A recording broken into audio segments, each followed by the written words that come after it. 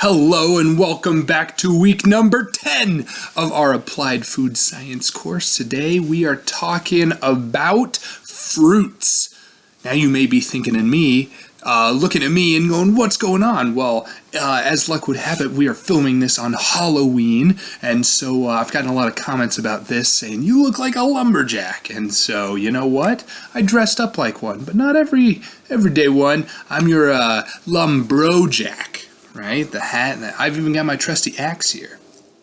Anyway, let's talk fruits. So, what is a fruit? Well, fruits are a really unique thing when we talk about the culinary world, because out of all of the things that we eat, fruits are the only thing that are evolutionarily designed to be eaten. That is their express purpose in existing.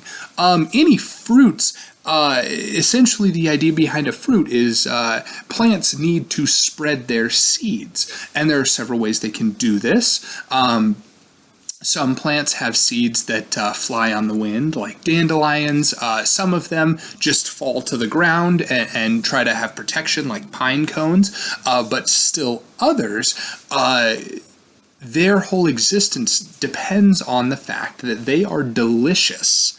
The ovary around the seed will grow and grow and grow and become super sweet and yummy and delicious. And some critter is going to come along and eat that, ingest the seeds, and then poop them out somewhere else. And then you've got your seeds not only transported somewhere else, but they've only got their whole, a nice little box of fertilizer going on there that they can start growing with. So while it may sound a little gross and weird, it's a great evolutionary system. And because of that, fruits are unique culinarily because they are expressly designed from evolution to be delicious just on their own. Fruits don't require a lot of cooking one way or the other to become just really succulent morsels that we can eat. But we are going to talk about a few applications. So now, when we talk about fruits, there's lots of different kinds, and that's what this chapter is about, right? Looking at the different kinds of fruits. But there are some things they all have in common, and so I want to talk about those. The main thing that they have in common is they all follow 4 common stages of growth. And so they start off by getting fertilized. Now again, a fruit is a reproductive transport. The tree or plant or flower or whatever is trying to reproduce and spread itself because it can't move. Right? And so fertilization is the necessary first step. So usually maybe a bee or a bug, or even some plants can do it themselves. Something will fertilize that flower. And so you've got an ovary at the center of that flower, and it's going to get fertilized by some pollen and make a little baby plant. And once that happens, the ovary, the next 2 stages happen very close to each other. Depending on the plant, they can even happen simultaneously. But what's going to happen is the cells of the ovary are going to start to multiply. They're going to divide, so you get a whole bunch more ovary cells. And the other thing that's going to happen is those cells are going to grow. They're going to start filling up with sugar and starch and yummy, yummy, yummy stuff for us or other animals to be attracted to and want to eat. So they get fertilized, then their ovary cells divide, and then their ovary cells expand and get bigger and fill up with good stuff. The final stage is what we like to call ripening. And so what exactly is ripening? Well, the idea behind ripening is that plants usually store their energy in starch. And while starch is a really good storage mechanism, it doesn't taste very good. If you've ever bitten into a raw potato, you know that it's not exactly great eats. Certainly not sweet, even though it is made of carbohydrates, which is, we know, are sugars. So what happens during this ripening is a few things. First of all, starch begins to break down, and it breaks apart into those individual sugar molecules that we like and are sweet and delicious. Another thing that happens is usually these not yet mature fruits, they will have a really high acid content, and there's some argument as to why that might be. Some people, some evolutionary biologists say that it's because they're trying to ward off predators. You don't want to send your fruit out before it's ready, right? Otherwise, your baby plant isn't going to survive very well. So that extreme acidity will keep the animals at bay. The other things that happen, usually the fruit will get softer. One of the best examples is pears. If you've ever had a pear, usually when you buy them straight at the grocery, they're really hard and firm, but as you let them sit and they ripen a little bit, they get really nice and soft and are a lot more palatable. And the last thing is... not the last thing, sorry. There are also defensive enzymes inside, again, to keep predators away, that if you took a bite, it would make you sick, and those go away. Usually, they start to produce a distinct aroma, something that's really nice smelling, right, to start attracting those animals to come feed. And the final thing that's probably the most noticeable is most fruits, as they ripen, they actually change color. Right? And you've seen this, I'm sure, if you've ever bought a bunch of green bananas and then you let them sit on your counter for 2 days and they turn yellow, maybe a little brown spots. Same thing with pretty much all fruits. Most of them start out green and then will change color, whether it's to a different shade of green, like with avocados, go from a really bright green, and then as they ripen, they get really dark. With oranges, right? They start green and turn, surprise, surprise, orange. But that is kind of the universal vegetarian's symbol, right? For animals and people alike, that these fruits are ready to be eaten. So the question we have to ask as our food scientists is, what makes that happen? Why does that happen?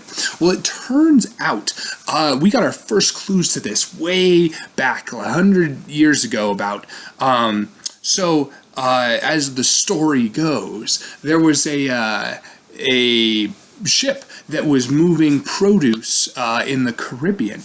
And what the sailors noticed is that the bananas that they were packing, the ones they stored closer to the oranges, would ripen faster.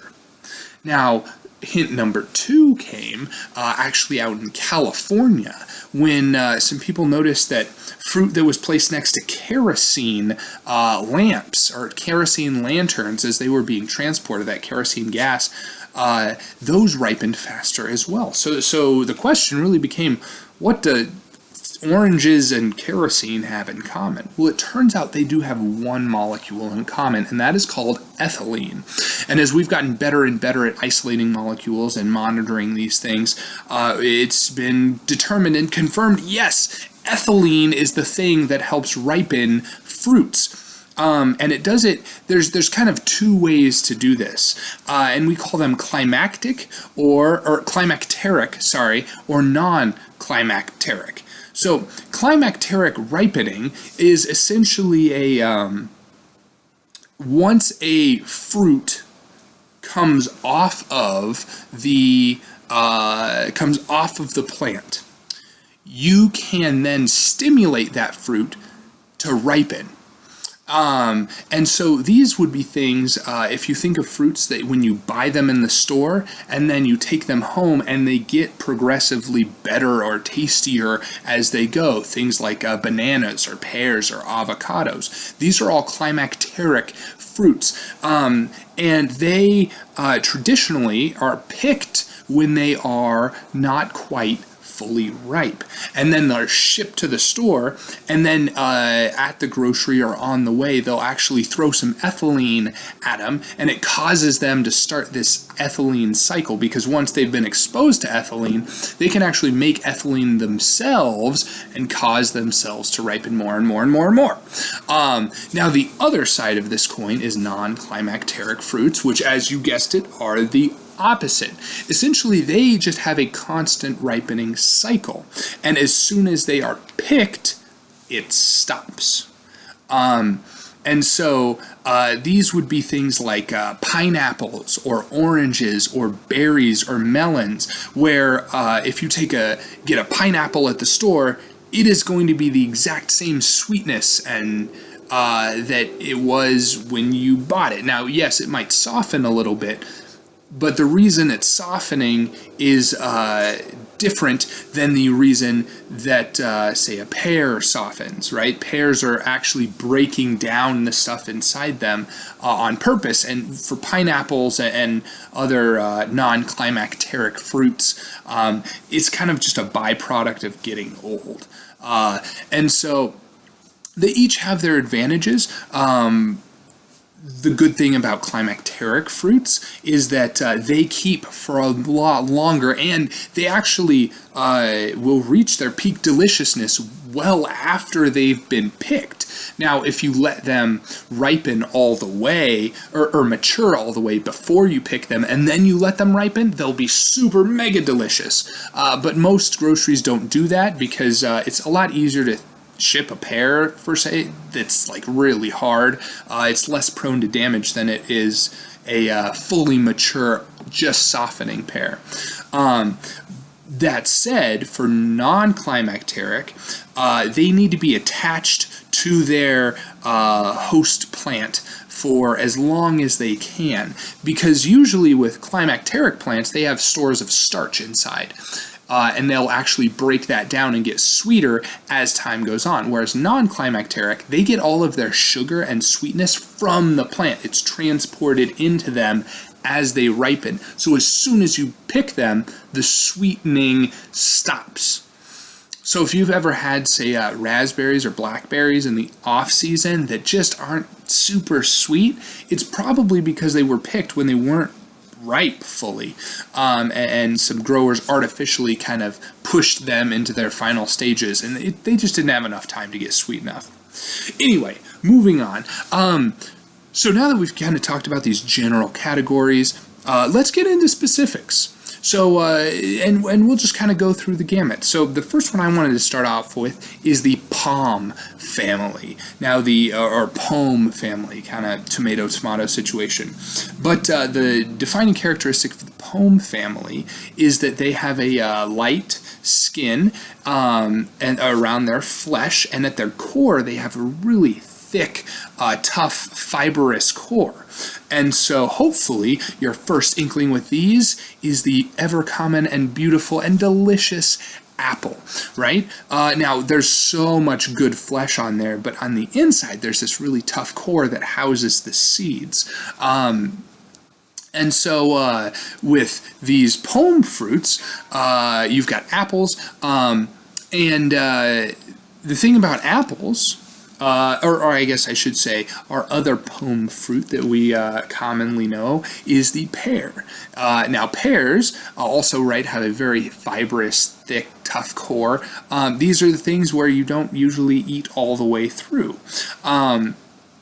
Now, big difference here as far as kind of people's preferences. With apples, apples are usually picked and sold ripe. So they're picked before they're ripe and they're sold as they're ripe. So because pome are climacteric, if you let apples sit for a long time, they're going to start to get mushy. They'll get kind of that bitter sweetness on there. Now, so that means apples, really good. Refrigerate these as soon as you can. Now, there are really 4 classes of apples that you should know about. We've got our cider apples. Now, cider apples, you've probably never actually had one in your hand because they're mainly grown for, you guessed it, making cider. They're traditionally a lot more a lot sweeter. There's a certain tartness to them, and they've got a bitterness that really holds up as they're cooked, and that's what you want, but it's not exactly good eats. Now our second kind is what you'd call dessert apples, and these are probably the apples you're most common with. Gala apples, red delicious, stuff like that. Those that have that really nice mild sweetness. It's not overbearing, but they're just really hearty. They usually have kind of a mid-level sugar content. Then you've got your cooking apples. Now, cooking apples, the problem with dessert apples, when you cook them, they're so mild that their taste and flavor can really get lost very easily in cooking. And so, because cooking tends to mellow out the flavors of fruits. What you're going to want is an apple that's a lot more tart and has a lot more sweetness to it, because both of those will mellow as you cook, but in the long run, as they mellow, you'll still have that apple flavor. Now, the last kind that's really become prominent in the last few years is dual purpose apples, which might be, say, a Granny Smith or a Golden Delicious. So those apples that you do eat on occasion, but they're really tart and really astringent. And that's good, because when you cook with them, they maintain their flavor and their feel and their appleness, right? But they're kind of on that extreme end of, I can just barely tolerate this bitterness, or this tartness, I should say. So, the other big difference between apples and pears that I do want to talk about real quick that's very interesting is apples are actually, they're uniquely designed so that their cells aren't all next to each other. Some of them are, but not all of them. And what this does is it creates airspace in there. And some people find that really nice. If you get a really nice crisp bite of an apple, this is why us as people, we really like crisp apples. Think about the number of fruits that you like to be crisp. It's not a long list. We usually like our fruits to be kind of mushy and a little mealy. The reason that we like apples to be crisp is they actually have pockets of air inside. And what that does is it alleviates some of that toughness and that thickness and that fibrous mouthfeel that you get when you say you bite into a hard pear. And so it's the air that's inside apples that make them really nice to be crisp. Whereas with pears are actually the pears that we know and love today are kind of descended from these really fibrous, nasty, kind of stony fruits where they were really grainy. And so we've kind of bred that out a little bit, but I'm sure when you eat a pear, you can kind of feel that almost graininess to it. And it's because the cells are so tightly packed in there that they can kind of feel grainy on your tongue. So, moving on, the grittiness of pears leads very nicely into our next type of fruit, which is stone fruits. Now, as you may have guessed, stone fruits, what makes them unique is they tend to have a single seed on the very inside, surrounded by a really hard pit. So probably there's lots of stone fruits that we just love. For example, peaches. Peaches are a great example of the stone fruit, right? They've got that really tough pit in there. Also cherries. If you've ever had real cherries, not that maraschino nonsense, which we'll get to in a second, but those are also stone fruits. They have that pit inside that protects their single seed. Now, the thing about stone fruits is they are non-climacteric fruits. Again, that means that as soon as you pluck them, they will get no sweeter.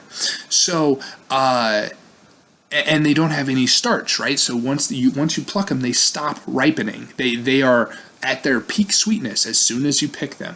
Now, here's the problem: is that makes these a lot more seasonal, right? If you've ever, me personally, peaches are my all-time favorite fruit, and I can't wait for peach season. But have you ever thought, how come we have apples year-round and we don't have peaches year-round?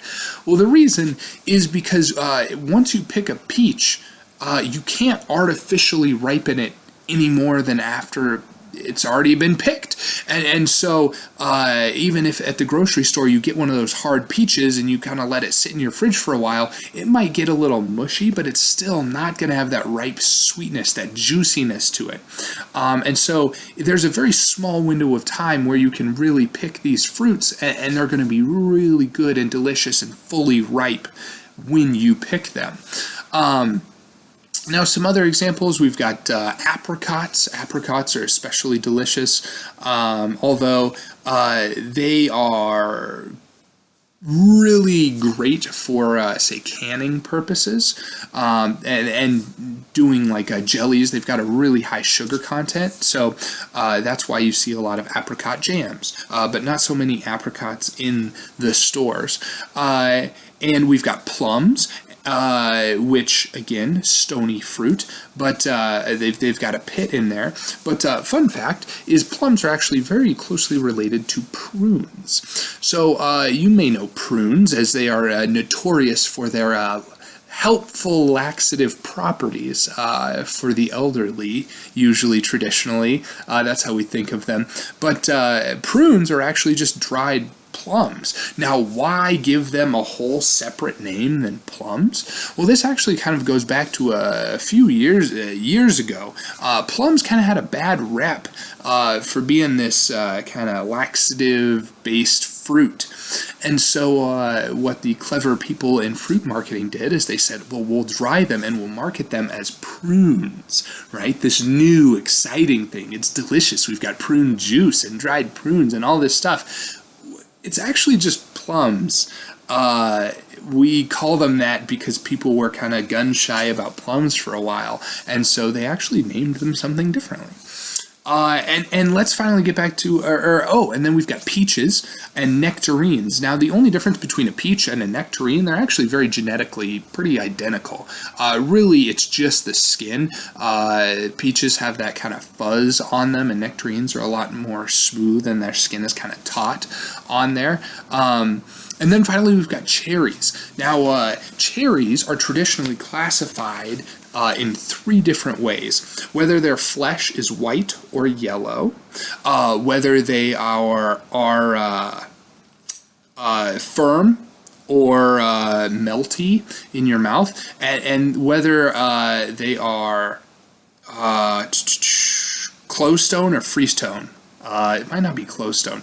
Basically, whether the pit is stuck in there or the flesh can just peel off the stone. So most cherries that we eat are white flesh, they are melty, and they are free stone. Now, the cherry that you probably think of most, in a very unfortunate way, is the maraschino cherry. So let's talk about this for a second. So the maraschino cherry was actually originally a cherry from this place in Italy called Masca, and it was, what they would do is they would make a cherry liqueur and then take these maraschino cherries and put them in the cherry liqueur and soak them in that, which really compounded that cherryness. Nowadays, it's basically they take cherries and they bleach the heck out of them, so there's no more cherry essence left in there. Really, all that a maraschino cherry is kind of the skeleton of what the cherry was originally. Literally, it's probably just about the cell wall that's left there, and then they soak them in this syrup that they artificially flavor with cherry compounds, and it kind of soaks in there. Maraschino cherries, definitely not my favorite. Some people really like them. They've lost their essence of what they were, and that is, to me, is devastating loss. But let's keep moving. Next, we're talking about berries. So what is a berry? Now, there's technical definitions that herbologists will throw at you, and technical definitions that some food people will throw at you. Here's what I want to say. Berries, we consider berries smaller fruits that grow on bushes or close to the ground. in that way, we can kind of talk about this in a broad way.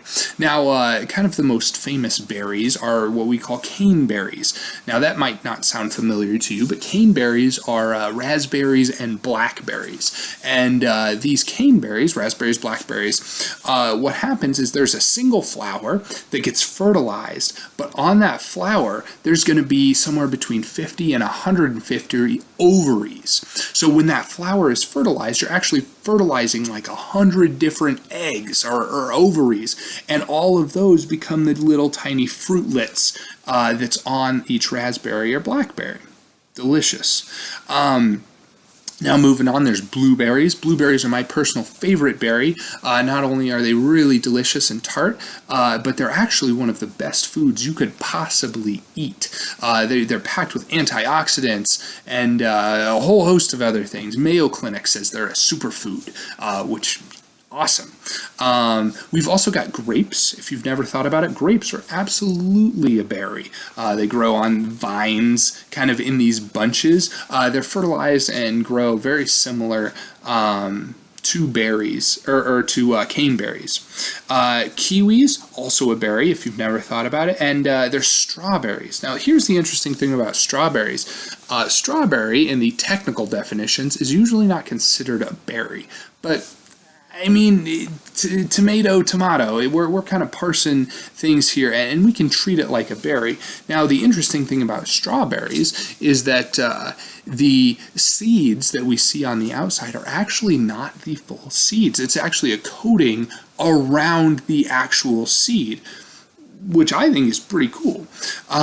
So, berries. That was pretty quick, because we've got a few more to cover, and we've only got a few more minutes. Melons. Let's talk melons. Everybody loves melons, right? So you probably have a good idea of what melons are, right? Cantaloupe, honeydew.